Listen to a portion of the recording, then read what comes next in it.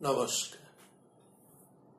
প্রাণারামের মাধ্যমে সম্প্রচারিত ভারত কথার গ্রন্থি মোচনের 507তম পর্বে আপনাদের সবাইকে জানাই সাদর সম্ভাষণ। মহামতি অনন্তলালের পরম আশীর্বাদে আমরা শুনে চলেছি পূর্ণ ভারত কথা। আজকে কথা মতো আপনাদের সাথে একটু সন্ধি পুজোর কথা যা আপনারা জানতে চেয়েছিলেন সেই সম্পর্কে দু চারটি কথা বলবো। আজকে মহাকালীর তমনাশিনী মহামায়ার মহাপূজা, এই উপলক্ষে শ্যামা মা বা মহাকালীর তাৎপর্য আমরা একটু বিশ্লেষণ করব। মহাভারতে মহাকালী এই শব্দটি বহুবার ব্যবহৃত হয়েছে। আমরা প্রথমে চলে আসি সন্ধি পুজোর এই তাৎপর্যে। সন্ধি শব্দটিকে লক্ষ্য করুন। সম প্রত্যয় সাথে সম ধাতুর সাথে ই যুক্ত হলে সন্ধি।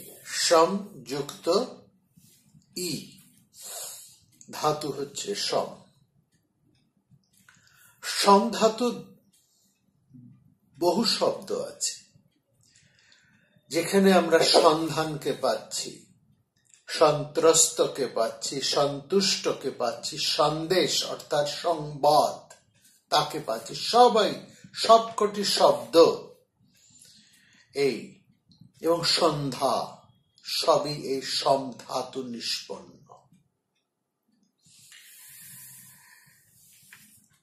সন্ধি মূলত আসছে সন্ধ্যা, তারপরে আমরা পাচ্ছি সন্ধি। এই যেগুলো শব্দ বললাম সবটাই একটা বিশেষকে লক্ষ্য করে। সন্ধি হচ্ছে সংশ্লেষ বা সংযোগ, সন্ধান এই অর্থ সন্ধি বোঝায়। আবার সন্ধি এই শব্দটি বলতে আমরা যেমন একটা যুক্ত স্থান, দুটো বিপরীত বস্তুর যুক্ত হওয়া, সেটাকেও আমরা সন্ধি বুঝি। সন্ধি বলতে সাধন শব্দটিও কিন্তু সন্ধি শব্দের অন্তর্গত। সাধন বা সাধনা। গ্রন্থি সন্ধি, এই যে গ্রন্থি মোচন, ভারত কথার গ্রন্থি মোচন, এই গ্রন্থিও হচ্ছে সন্ধি। সন্ধি শব্দের মধ্যে যুগান্ত আছে, ভেদ, অন্তর, অবকাশ স্থান, এই সবই সন্ধি শব্দের মধ্যে বোঝানো হয়। সন্ধি শব্দের আরেক অর্থ হচ্ছে কৌশল। রণেতে পণ্ডিত বীর জানে নানা সন্ধি, এটা হচ্ছে যুদ্ধ কৌশল বোঝাতে, অর্থাৎ কৌশল বোঝাতো সন্ধি, কৌশল, উপায় সন্ধি শব্দের অন্তর্গত। আর রাজ ধর্মের মধ্যে সন্ধি বিগ্রহের কথা তো আমরা শুনেছি আগে। মূলত যখন আমরা দুর্গাপূজার তাৎপর্যে আসি, তখন সন্ধি বলতে দুটি তিথির আদ্যন্ত ভাগ, একটির অন্ত এবং অপরটির প্রারম্ভ বা আদি, এই আদ্যন্ত ভাগ নিয়ে সন্ধি। অষ্টমী এবং নবমী, অষ্টমীর শেষ 24 মিনিট, নবমীর প্রথম শুরুর 24 মিনিট, মোট 48 মিনিটের এই সময়টা নিয়ে মহাপূজার সন্ধিকা। এর তাৎপর্যটা কি? বলা হয় অষ্টমী নবমী সন্ধিক্ষণের পুজো 1 বছরের পুজোর তুল্য। 1 বছর যদি মহাদেবীর পূজা করা হয় একেবারে মন প্রাণ দিয়ে, তার যা গুরুত্ব, এই সন্ধি পুজোর ওই 48 মিনিটের পুজোর ওই একই গুরুত্ব, একই মহত্ব। এটা হচ্ছে সাধারণত সন্ধি হচ্ছে সন্ধান। কিসের সন্ধান? কারণ সন্ধির মধ্যে আমরা পাচ্ছি তপস্যার কথা, সাধনা। সন্ধি শব্দের অর্থ তো সাধনা। সাধনায় বসেছেন সাধক, তিনি সন্ধান করছেন উপাস্য, সেই মহাশক্তির সন্ধান করছেন তিনি। সন্ধান যখন তিনি করছেন, আসলে এই মহাশক্তিকে যেন ঘিরে রেখেছে রক্ষী দল। সেখানে বাইরের থেকে সাধক প্রবেশের পথ পাচ্ছে না, সেই মহাশক্তির কাছে যাবার পথটি পাচ্ছে না। অর্থাৎ তাকে একটা কৌশল করতে হবে। সবই দেখুন সন্ধি শব্দের মধ্যে। তাকে একটা কৌশল করতে হবে। কোন কৌশলে? মহাশক্তির চতুর্দিকে যে বলয় রয়েছে সেই বলয় ভেদ করে, ভেদ সন্ধি, সেই ভেদ করে তিনি পৌঁছবেন মহাসন্ধির, অর্থাৎ তিনি মহাসন্ধির সন্ধান পাবেন। এই সন্দেশ, এই খবর, তাও সেটাও সন্ধি মহা সাধকের কাছে এনে দিচ্ছে। কি সেই সন্দেশ? না, দুটি সন্ধির, দুটি তিথির এই পরম লগ্ন, যে সময় প্রহরীর দল যেন বদল হচ্ছে, অর্থাৎ এক দল প্রহরী যারা ঘিরে রেখেছেন সেই মহাশক্তিকে, তারা এবার বিরাম নেবেন, অন্য দল তার জায়গায় আসবে। এই বিরাম নেবার এবং অন্য দল আসার যে অবকাশ, যে ফাঁক, ওই ফাঁক দিয়ে তুমি ঢুকে পড়তে, যদি ঢুকে পড়তে পারো, ওই ফাঁকটুকুর সন্ধান, তারই সন্দেশ এনে দিচ্ছে সাধকের কাছে। যে কোনো সন্ধি হচ্ছে সন্ধ্যাকাল। কেউ বলে সন্ধি দিন ও রাত্রির সন্ধি, সন্ধ্যাকাল। যে কোনো প্রভাত ও সন্ধি, রাত এবং দিনের সন্ধি। মহানিশা কেটে যাচ্ছে, ধীরে ধীরে উষার উদয় হচ্ছে। দুটো সময়কেই লক্ষ্য করুন, একেবারে শান্ত সন্ধ্যার মুহূর্তে এবং সূর্যোদয়ের প্রারম্ভে আলো ফুটবো ফুটবো করছে। এই সন্ধি, এই সময় চতুর্দিক একেবারে শান্ত সমাহিত। পাখিও ডাকতে ভুলে যায়, পাখিও ডাকে না। খনার বচনে আছে, জাগয়ে আলো না ডাকে পাখি। এরকম একটি সময়, সেইটি হচ্ছে উষাকাল। দিন ও রাত এবং দিনের সন্ধি, আবার সন্ধ্যাও তাই, দিন এবং রাতের সন্ধি। এই যে সন্ধি, এই দুই সন্ধির মধ্যেই বলা হয় তাৎপর্য ব্যাখ্যায় আমাদের শাস্ত্রকারেরা বলেছেন, এই সময়ের যে অবকাশ, যে ফাঁক, সেই সন্ধিকে পকড়ো, ওই সন্ধিকে ধরো। ওই সন্ধির যে ফাঁকটুকু, অবকাশটুকু, তার মধ্যে দিয়ে তুমি ঢুকে যাও, সেই তারই সন্ধান করো। কোন অবকাশে, কোন ফাঁক দিয়ে তুমি মহাশক্তির কাছে গিয়ে পৌঁছতে পারো। কারণ মহাশক্তির চতুর্দিকে একটা বলয় চলছে। কিসের বলয়? এই বলয় হচ্ছে আমাদের কামনার বলয়। আমরা সব সময় চাইছি, আমাদের কামনা, বাসনা, লোভ, অহংকার নানা রকমের বলয় করছে। ওই যে শান্ত সময়টি, যে কোনো সন্ধ্যাকালে কিংবা সেই প্রভাতে, উষায় সমস্ত যখন শান্ত হয়ে যায়, সেই শান্ত এতটাই যে সে সময় মনও আপনা হতে শান্ত হয়ে যায়।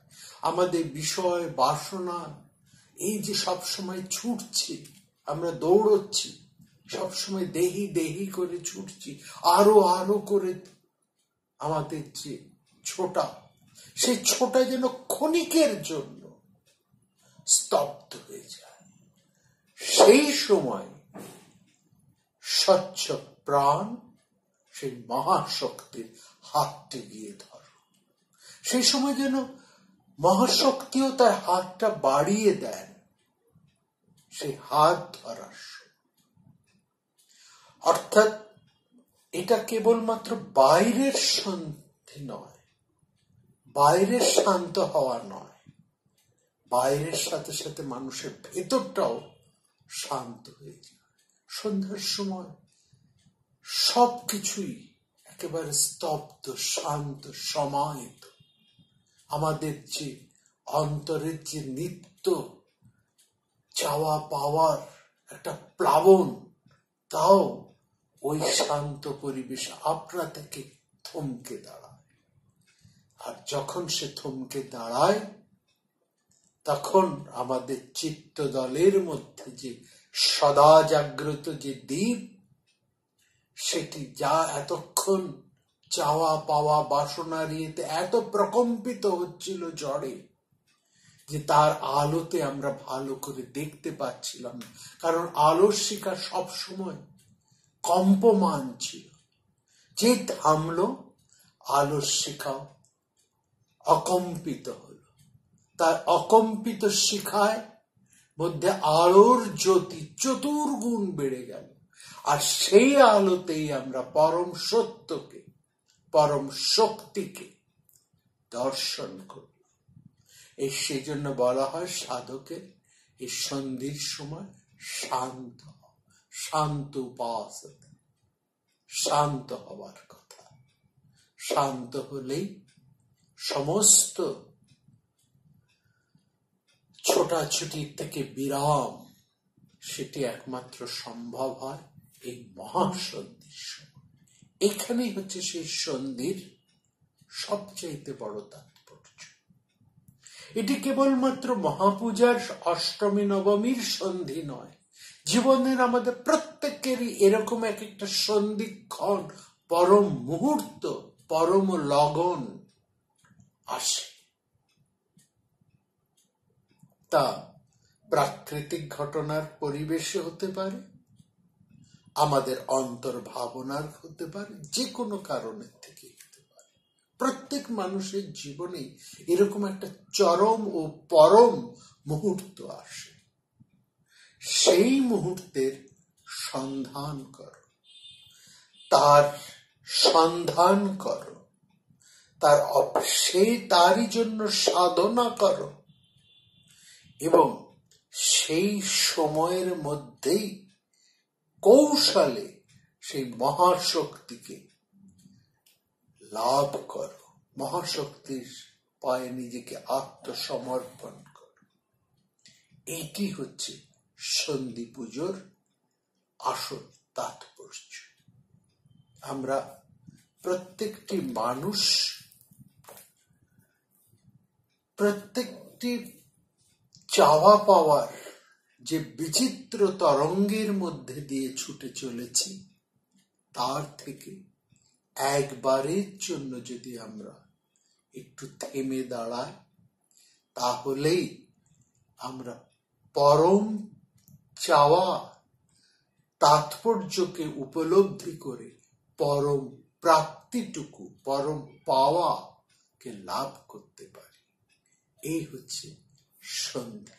এই জন্য জীবনের সন্ধি বোঝানোর জন্য এই মহাপূজার মধ্যে এই সন্ধিক্ষণে এত গুরুত্ব দিয়ে রেখেছে। দেবী, লৌকিক বিশ্বাস দেবী যেন এই সময়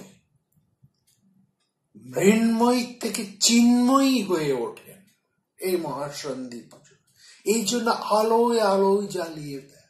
এই আলোটা বাইরের 108টা প্রদীপ জ্বালানো নয়, কিংবা 108টা পদ্ম সমর্পণ নয়। পদ্ম হচ্ছে হৃদয়ের প্রতীক। আমার অন্তরে প্রত্যেকটি প্রকোষ্ঠে প্রকোষ্ঠে আলো জ্বালিয়ে তোলো, নিজেই আলোয় জ্যোতিষ্মান হয়ে ওঠো।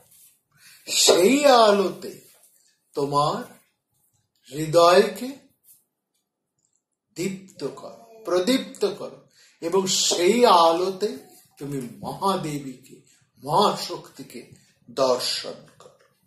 এইটি হচ্ছে সত্য সন্ধি পূজার মূল তাৎপর্য। অষ্টমী নবমী সন্ধি কালে অহম বৎসরাত্মক তত্রৈব নবমী ভাগ কাল কালাত্মক মম। অষ্টমী নবমী সন্ধি পূজা 1 বছরের পূজার তুল্য। তার মধ্যে নবমী ভাগে পূজা কল্পকাল পূজার তুল্য। এই সন্ধির সময়টা থেকে প্রাচীন সময়ে শরৎ ঋতুর সূচনা ছিল। বৈদিক যুগে শরৎ ঋতুর সূচনা লগ্ন ছিল অষ্টমী নবমী সন্ধিতে। হিমবৎসরের 8 চন্দ্রমাস গতে অষ্টমী নবমীর সন্ধিক্ষণে শরৎ ঋতুর আরম্ভ। এই কারণে দুর্গাপূজা সন্ধিক্ষণের মাহাত্ম্য রয়েছে। মহাদেবের এই যে পুজো, এটাকে আমরা বলেছি আমাদের সমস্ত দেবতারাই সৌর দেবতা, সূর্যের। দেখুন, দেবীর পুজো আমাদের আরম্ভ হয় 1 অমাবস্যা থেকে। অমাবস্যায় আমাদের দেবীর বোধন বা জাগরণ হয়, যাকে আমরা মহালয়া তাৎপর্যে করেছি। এই অন্ধকার, মহা অন্ধকারের মধ্যে সাধক তপস্যায় বসছেন দেবীর কাছে, করতে করতে মহাকোজাগরী, মহাপূর্ণিমায় ঝলমল করে উঠছে। আবার সেই তপস্যা করতে করতে সে মহা অন্ধকারের মধ্যে সেই মহাদেবীকে, মহাকাল রাত্রিকে তিনি দর্শন করছে। এটা যেন একটা সম্পূর্ণ, একটা বৃত্ত সম্পূর্ণ হচ্ছে এখানেই হচ্ছে কালী, মহাকাল। মহাকাল, কাল কথার অর্থ হচ্ছে সময়। এই মহাকালের সাথে শক্তি সম্বন্ধিত হয়ে হচ্ছেন মহাকালী, ভদ্রকালী। তিনি মহামেঘ প্রভং দেবং কৃষ্ণ বস্ত্র পিয়াধীনিম লাল জিব্ব ঘোর দ্রংষ্টা কোটারক্ষী সম্মুখী। এই হচ্ছেন এই মহাদেবী। তিনি এই মহাকালী যেন দুর্গাই মহাকালীতে রূপান্তরিত হচ্ছে। এই মহাকালী, দুর্গাকে মহাকালী বলে মহাভারতে অর্জুন প্রণাম জানাচ্ছেন, স্তব করছেন মহাদেবীকে। মহাকালী রূপে তিনি, অর্জুন মহাদেবীকে স্তুতি করছেন। ভীষ্ম পর্বের মধ্যে আমরা অর্জুনের যে দুর্গা স্তব পাই, সেই দুর্গা স্তবের মধ্যে আমরা এই মহাদেবীর, মহাকালী রূপের মধ্যে পাচ্ছি। সেখানে বলছেন ভদ্রকালী নমস্তভ্যং মহাকালী নমস্তুতে চণ্ডী চণ্ডে নমস্তভ্যং তারিণী বরবর্ণনী। সেখানে মহাকালী বলে তাকে প্রণাম করছে। বলছেন কুমারী কালী কপালী কপিলে কৃষ্ণ পিঙ্গলে, কৌশিকী বলে দেবীকে সম্বোধন করা হচ্ছে। তাকে বলছে শাকম্বরী শ্বেতে কৃষ্ণে, 2 রূপেই তাকে পূজা করা হচ্ছে। সুতরাং এই মহাকালী, মহাভাগে, একে নানা রূপে দুর্গাকে স্তব করা হচ্ছে। গুহ্য কালী, ভদ্রকালী, এখানে তিনি মহাকালীতে পরিণত হচ্ছে। কুর্ম পুরাণে সেখানে বলা হচ্ছে, দক্ষ যজ্ঞ কালে উমা ক্রোধে শরীর থেকে ভদ্রকালীকে সৃষ্টি করে দক্ষ যজ্ঞ ধ্বংসের জন্য তাকে পাঠিয়েছে। শিবপুরাণেও পার্বতী নিজের শরীর থেকে ভদ্রকালীকে সৃষ্টি করে দক্ষ যজ্ঞ বিনাশের জন্য পাঠিয়েছে। এই কথাও আমরা বিভিন্ন পুরাণে পাই। এভাবে আমরা দেবী কালীকে কোথাও মহাকালী রূপে, কোথাও ভদ্রকালী রূপে তাকে প্রণাম করি, তাকে পূজা করি। কালী তিনি যেন সমস্ত চৈতন্যময় সত্তা, সেই জন্য কালীকে বলা, তার কোনো সমস্ত রূপ, সমস্ত রং, সমস্ত বর্ণ এসে তার মধ্যে মিশেছে, এই জন্য তিনি কালো। দূর থেকে সমুদ্র জল যেমন কালো লাগে, তেমনি এই মহাকালী আসলে তার কোনো বর্ণ নেই, সমস্ত বর্ণ তার মধ্যে এসে মিশে তিনি যেন কালো রূপা হয়ে আছে। তিনি লোল জিহ্বা, তিনি নিজের রসনাকে নিজেই সংযত করছেন। এবং তার মধ্যে যে মুন্ডমালা, এই প্রত্যেকটি হচ্ছে এক একটি বর্ণ, 52টি মুন্ডমালা, 52টি মুন্ড দিয়ে তার মুন্ডমালা। এই 52টি হচ্ছে প্রত্যেকটি বর্ণের এক একটি প্রতীক। তিনি হচ্ছেন বর্ণময়ী, বর্ণময়ী। সমস্ত তিনি হচ্ছেন মূল সৃষ্টি, শব্দ হচ্ছে এই সৃষ্টির উৎস, সেই জন্য কালীকে বলা হয় শব্দময়।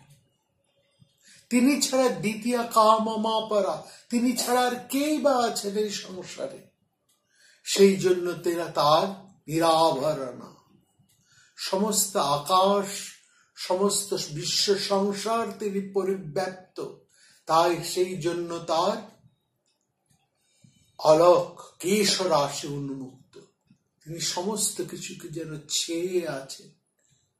তিনি এক হাতে শত্রুকে সংহার করছেন, দুষ্টের বিনাশ করছেন, আরেক হাতে তিনি অভয় দিচ্ছেন।